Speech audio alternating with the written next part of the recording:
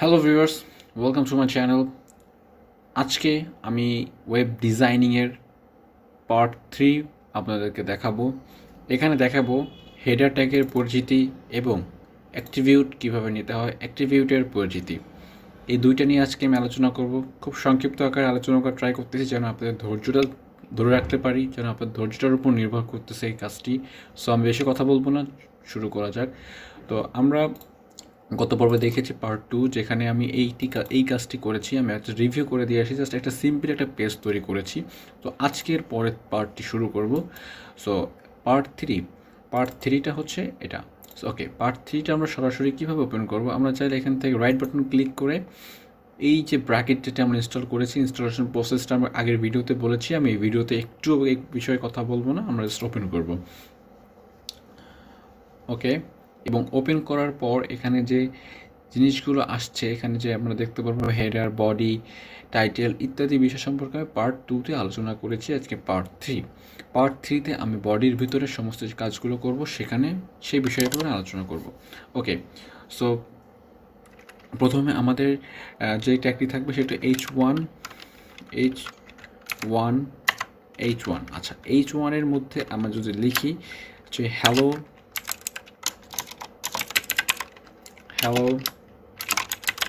World, এটি যদি আমরা সেভ করি এবং এটি যদি আউটপুট দেখতে চাই, জাস্ট আমরা এখানে লাইভ রিভিউতে ক্লিক করার পর আমরা H1 ট্যাগে আউটপুটটা দেখতে পারবো। দেখতেছি যে এখানে হ্যালো ওয়ার্ল্ড লেখাটা চলে এসছে। এই হ্যালো ওয়ার্ল্ড লেখাটা কীভাবে এসছে? H1 লেখার জন্য। এবং H1-এর কয়টা ট্যাগ আছে? H1 থেকে H6 পর্যন্ত আমরা 6টা ট্যাগ পাবো। সো আমরা কপি করতেছি H1 থেকে H2 যখন দেবো তখন ডিফারেন্সটা কি সেটা আমরা দেখতে পারবো। ওকে, H2 এবং আমরা 3 নাম্বারটা করতেছি H3। একটু বলে রাখি যে এখানে দেখুন যে আমি একটা কাজ করতেছি, একসাথে দুইটা কীভাবে চেঞ্জ করতেছি, এই প্রশ্নটা আপনার মধ্যে আসতে পারে। এটি হচ্ছে আপনি আপনার ব্র্যাকেট যদি ইউজ করে থাকেন, তো আপনি কন্ট্রোলে ক্লিক করার পর মাউস দিয়ে যেখানটা আপনি পরিবর্তন করবে ক্লিক করলেই সেটা ধরে নেবে। তো আমি যদি এইটা যদি ক্লিক করি, এইটাতে ক্লিক হবে। এরপর যদি আমি এইটা চেঞ্জ করতে চাই, এইটাতে যদি মাউস ক্লিক করি, এইটাতেও ক্লিক হবে। এখন দেখতেছি যে এইটা অলরেডি ক্লিক হয়ে আছে, কিন্তু এখানে আমি পরিবর্তন করতে চাই না। সো এইখানে একটা ক্লিক বসিয়ে দিলে আমাদের ওটা রিমুভ হয়ে যাবে। এইভাবে আমরা মাল্টিপল ট্যাগ একসাথে চেঞ্জ করতে পারতেছি। সো আমরা এটা ডিফারেন্সটা দেখে আসি যে এটার কি পরিবর্তনটা আসলো। দেখতে পাচ্ছি যে H1-এর জন্য আমাদের লেখাটা কিন্তু বোল্ড হয়ে গেছে, বড় হয়ে আছে। H2-র জন্য সামান্য ছোট হয়েছে, H3-এর জন্য আরও ছোট হয়েছে। এরকম আরও 3টা রয়েছে, সেই 3টা আমি এখানে কপি করতেছি, 1 2 3। সো এটা আমি খুব ইজিলি এবং খুব দ্রুত ফাস্টলি করে ফেলতেছি। এটা হচ্ছে H4 এবং এটা হচ্ছে H5 এবং ফাইনালি হচ্ছে H6-এর পর আর কোনো ট্যাগ, হেডার ট্যাগ আর নেই।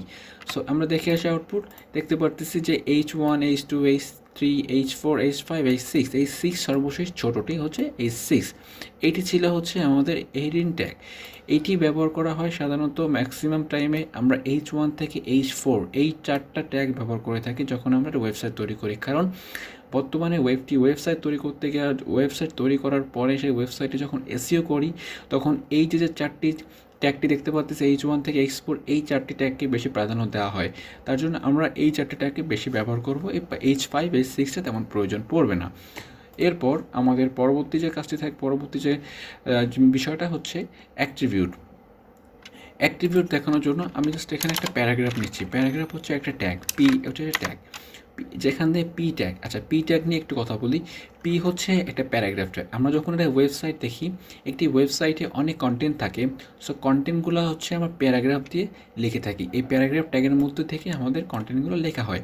সো এই প্যারাগ্রাফের মধ্যে যত কন্টেন্ট থাকবে আমরা প্যারাগ্রাফ দিব। আর যদি হেডিং থাকে, আমরা একটা ওয়েবসাইট উপরে যে হেডিং থাকে জিনিসটা দেখি, ওইটা হচ্ছে হেডিং, সেটা H1 দিয়ে ব্যবহার করা হয়। এবং ওই যে হেডিংয়ের নিচে যে কন্টেন্টগুলো থাকে ছোটো ছোটো করে, সেগুলো হচ্ছে প্যারাগ্রাফ। সো প্যারাগ্রাফ আমরা এখানে লিখতেছি, কিছু ডামি টেক্সট এখানে ইউজ করি। লরেমের 50টা ওয়ার্ড আমি এখানে লেখার 50টা ওয়ার্ড চাচ্ছি। 50টা ওয়ার্ড লিখে ট্যাব প্রেস করলে 50টা ওয়ার্ড এখানে চলে আসবে। এই লরেমের সময় যে 50টা ওয়ার্ডের জন্য এই যে অটো টেক্সট জেনারেটর, এইটা কিন্তু আমি দেখিয়েছি আমার ব্র্যাকেট ইনস্টলেশনের মধ্যে, যে প্লাগইন কোডটা ইনস্টল করতে হবে এই লরেমের সময় ডামি টেক্সট আনার জন্য। সো দেখি এরপর আমাদের আউটপুটটা আগে দেখি যে এটার কী ডিফারেন্স বা এটা কি আসলো আমাদের আউটপুট। পি দেওয়ার ফলে দেখতে পাচ্ছি যে আমাদের একটা কন্টেন্ট চলে আসছে এখানে, যে আমরা লরেন ওয়েব সামিটে 50টা আমরা কন্টেন্ট নিয়েছি। এরপর আমাদের কাজটা কি অ্যাক্টিভিউটেড, আমি অ্যাক্টিভিউটেড কাজটা এখানে দেখাচ্ছি। দেখুন আমরা যখন এই লেখাটার উপর হোভার করতেছি, মাউসটা রাখতেছি, রাখার পর আমাদের কোনো চেঞ্জেস নেই। চেঞ্জটা এখন আপনি দেখতে পারবেন। দেখুন আমরা যখন এই প্যারাগ্রাফের মধ্যে একটা অ্যাক্টিভিউট ইউজ করব, অ্যাক্টিভিউট হচ্ছে আমি একটা ইউজ করছি টাইটেল। টাইটেল দিয়ে আমরা দুইটা ছোটো হাতের কমা কোটেশন দিলাম, হ্যাঁ, মানে ডাবল কমা কোটেশন না দিয়ে সিঙ্গেল কমা কোট দিলাম এখানে।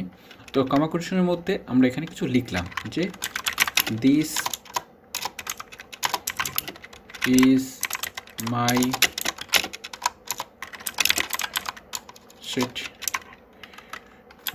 ফার্স্ট ওয়েবসাইট, জাস্ট লিখলাম, জাস্ট একটু লিখলাম।